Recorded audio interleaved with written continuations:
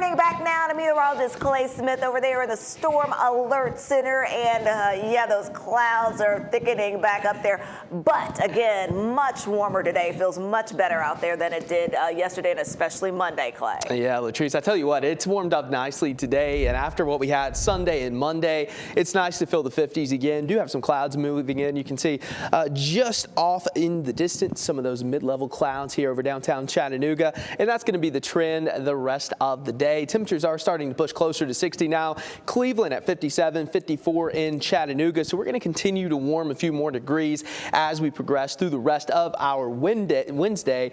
And then tonight we'll drop back into the 40s. But with the cloud cover, we're not going to be quite as cold as we've been the last couple of nights. And of course, our next system on the way. But kind of looking ahead to our temperature trend, 62 tomorrow before that cold front comes in. We'll have some rain coming in late Thursday, cooler Friday, and then we bounce back into the 60s, which is about 5 to 10 degrees above normal for this time of the year. And the pattern still looks to flip. So we're going to have that coldest air kind of locked up into Canada and Alaska, and we're going to get that warm flow off the Pacific, which is meaning a lot of us here across the lower 48 going to have a fairly warm go at it as we get into Christmas. In fact, parts of Texas could even push closer to 80 degrees as we get into Christmas. So again, we are roughly, 8 days away from Christmas Day. Here's a look at what temperatures could be like on Christmas afternoon. So as you're having lunch with the family, almost 80 in Dallas, 60s here across parts of the Tennessee Valley. So it looks like we're going to be quite warm as we move into the Christmas holiday. Our next system is starting to move in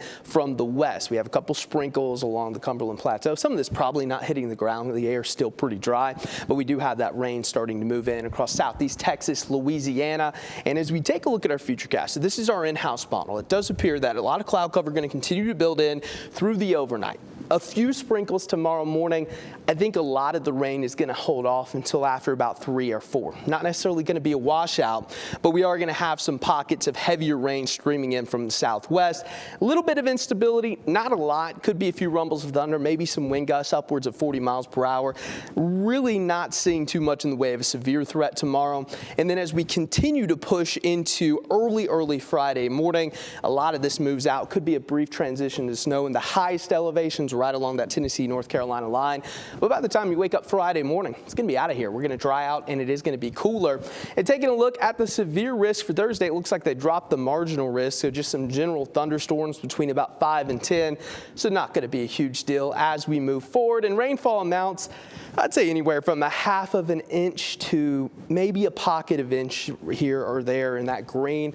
But again, just a quick hitting system, moves out by Friday. And then as we move into your next 7 days, again, we're going to have some sunshine Friday, Saturday at 60. And before I leave, I want to pull somebody special on because we got a special visitor here in the studio. Some of you may recognize him. Where's the beard at, Paul? The beard went away real fast, about 5 years ago. Do you miss it at all? How do you feel? Beard? No, I don't miss the routine of television.